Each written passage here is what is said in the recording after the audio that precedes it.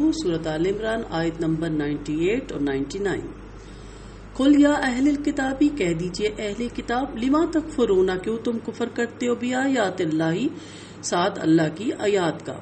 वल्लाहु शहीदुन, और अल्लाह गवाह है, अला ऊपर मा तामलून, जो तुम अमल करते हो। कुल कह दीजिए या अहलिल किताबी, ए अहले किताब, लिमा क्यों तसुद्दूना, तुम रोकते हो, अन सबीलिल्लाही, अल्लाह के रास्ते से, मन आमन तबगूनहु, जो कोई ईमान लाए तुम तलाश करते हो उसमें, इवाजा टेढ़ापन, व अंतुम, और तुम शुहदा गवाह हो, वमल्लाहु, अल्लाह ताला नहीं है बिगाफिलिन, गाफिल, अम्मा, इससे जो तामलून तुम अमल करते हो।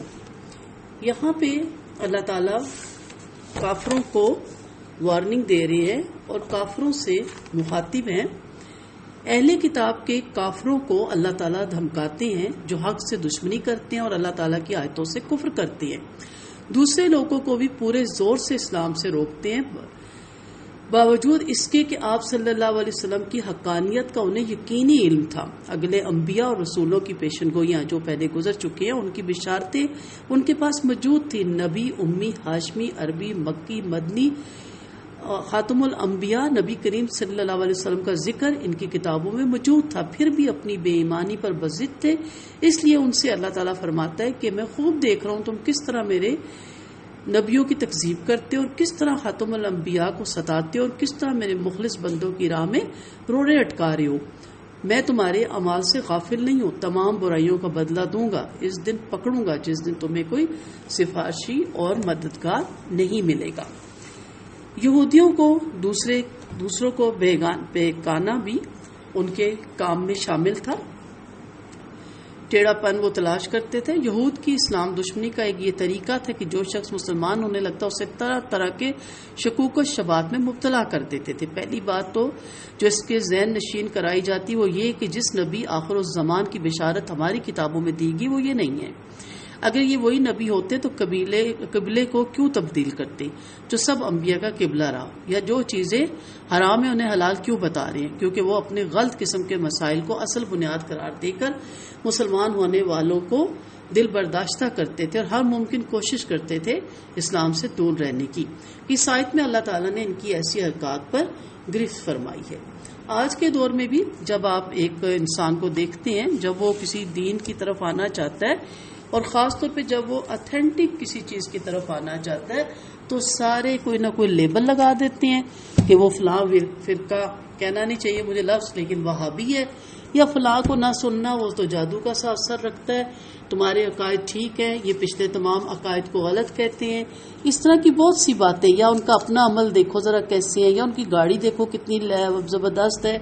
क्यों एक मुसलमान जिसको अल्लाह ने नेमतों से नवाजा है वो गाड़ी में नहीं बैठ सकता? अक्सर कहते हैं इतना दीनदार है और उसकी गाड़ी के ठाठ देखो, तो इसका मतलब है जो गाड़ी जिनके पास ठाठ वाली गाड़ी है फिर वो दीनदार नहीं है, तो बेदीन सिर्फ ठाठ वाली गाड़ी में बैठे हुए हैं। कभी सोचा करें, एक दीनदार को अल्लाह ने नवाजा है। हमारे असलाफ में देखें, अब्दुल कादिर जिलानी जैसे लोगों को देखिए, उनके इस कदर कारोबार थे और उनके जहाज जाते थे माल लेके, और बड़े बड़े उमरा सहाबा गुजरे और बड़े बड़े खलीफा अमीर गुजरे, लेकिन उनकी आजिज़ी, उनका तकवा और उनका अल्लाह के साथ ज़ोत और अल्लाह का खौफ, और वो देखने के काबिल था। उनकी आप हिस्ट्री पढ़ें तो आप सल्लल्लाहु अलैहि वसल्लम की हदीस के मुताबिक कि अल्लाह की नेमतें आप में नजर आनी चाहिए। तो दीन का मतलब ये नहीं होता कि आप अच्छी चीज़ पहन नहीं सकते, अच्छी गाड़ी में बैठ नहीं सकते, तो फिर इस चीज़ को भी इशू बनाया जाता है और दीन से दूरी की जाती है और कहते हैं जी हम इनसे तो हम अच्छे हैं, जो कम से कम नाम तो नहीं ना लेते दीन का, और इतने बुरे तो हम नहीं हैं। और अगर किसी दीनदार से गुनाह हो जाए, बात दीनदारी और बेदीनी की नहीं, गुनाह है। एक आम बंदा भी करता है, चाहे वो स्कॉलर है, स्कूल का स्कॉलर है, प्रोफेसर है, यूनिवर्सिटी का है, या वो आलिम करता है, दोनों इंसान है, दोनों के साथ शैतान है, दोनों की फितरत में है, दोनों को शर से बचना है, दोनों उसमें मुब्तला हो सकते हैं। लेकिन इशू किसका आप देखें सबसे ज्यादा उठाया जाता है? दीनदार का। लोगों को खाइफ करने के लिए, लोगों को दिल बर्दाश्ता करने के लिए कि ये देख ले जी लिबादा उड़ा हुआ दीन का, ये देखें जी इनकी दाढ़ियां, ये देखें जी टकने से उसी शलवारें, इनकी हरकतें देखें, तो है तो गलत बात। क्योंकि आपका जो एक स्टेटस होता है, कि आपकी जो ओहदा होता है, आपको जो अल्लाह ने नवाजा होता है, उसका भी एक मान होता है। लेकिन इंसान है, उसके साथ शैतान भी हर वक्त मुसल्लत रहता है, उसके साथ بشری تقاضے بھی اس کے ساتھ رہتے ہیں، اسے بھی شر سے بچنے کے لیے بہت کوشش کرنی پڑتی ہے، بلکہ دیندار لوگوں پہ تو زیادہ شیطان کا اٹیک ہوتا ہے۔ تو ٹیڑھا پن، کجی ڈھونڈنا، یہی ہوتا ہے کہ دیندار لوگوں میں برائیاں ڈھونڈو، ان کے کاموں میں برائیاں ڈھونڈو، ان کے مدارس میں برائیاں ڈھونڈو، ان کے اقوال میں برائیاں ڈھونڈو، ان کی ہر چیز میں برائی ڈھونڈو، سارے دہشت گردی کا انہی پہ لبادہ ڈال دو، ساری برائیاں انہی پہ تھوپ دو، تاکہ لوگ آہستہ آہستہ مسجدوں سے، مدرسوں سے خائف ہوتے جائیں، دیندار لوگوں سے دور ہوتے جائیں۔ کوئی ایک غلطی کرتا ہے تو پورے دین پہ اس کا پلندہ ڈال دیتے ہیں، جبکہ ایک کوئی یونیورسٹی کا اسکالر کرتا ہے یا اسکول کا ٹیچر کرتا ہے تو وہ صرف وہی ہوتا ہے گناہ گار۔ کہتے ہیں نہیں جی سارے ایسے نہیں ہیں، کوئی ایک کیس ہے، لیکن ایک عالم، ایک فاضل، ایک مؤذن، ایک قاری یا کسی دیندار اسکالر سے کوئی بات ہو جائے تو پھر وہ سارے دین پہ اس کا ملبہ، کیونکہ اس کا ذاتی فعل ہے نا، اس کا ذاتی گناہ ہے۔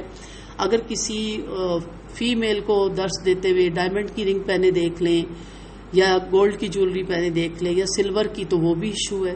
اب کیا ڈیمانڈ ہے کہ جی یہ جو دین پڑھا رہے ہیں یہ کبھی گولڈ نہ پہنے یا کبھی یہ کیوں؟ سجنا سورنا عورت کی فطرت میں ہے، اگر اس نے دین اپنایا وہ شرعی پردہ کرتی ہے، اور اگر وہ خواتین میں خوبصورت کپڑے پہنتی ہیں سطر کے مطابق اور وہ خوبصورت جولری پہنتی ہیں تو یہ بھی ٹیڑھا پن ہو جاتا ہے۔ یہ بھی سننے کو ملتا ہے کہ ہاں جی درس تو بڑے دیتے ہیں لیکن آپ ذرا ان کی رنگ دیکھا کریں اور جس گاڑی سے وہ اتری ہیں وہ دیکھا کریں، اور اس کے بعد جو حجاب اتارنے کے بعد ان کے جو کپڑے تھے وہ دیکھا کریں۔ عورت ریشم پہن سکتی ہے، عورت کام والے سوٹ پہن سکتی ہے۔ تو آج کے دور کے ٹیڑھے پن کی وجہ یہی ہے۔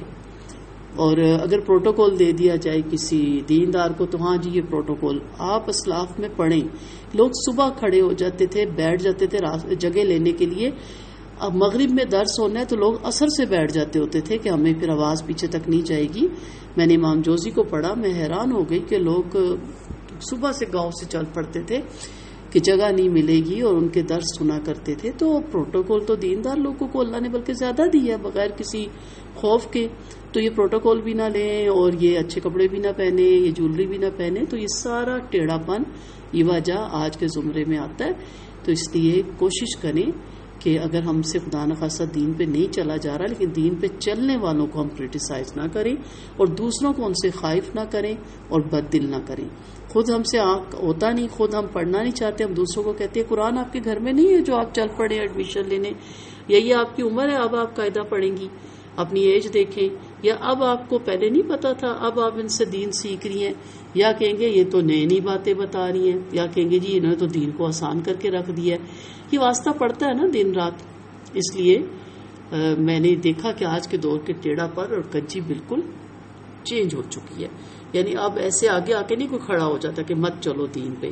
اب اس طرح کی باتیں کہ دیکھا مدارس میں کیا ہوا ہے، دیکھا اس دیندار نے کیا کیا، دیکھا ہے، تو وہ اس طرح کر کے لوگوں کو بد دل کرتے ہیں اور دوسرے بھی کہتے ہیں ہاں ہاں ٹھیک ہی کہہ رہے ہو، ان سے دور ہی رہنا چاہیے۔ اللہ تعالی ہم کو صحیح دین پہ چلنے کی توفیق عطا فرمائے۔ وآخر دعوانا ان الحمد للہ رب العالمین۔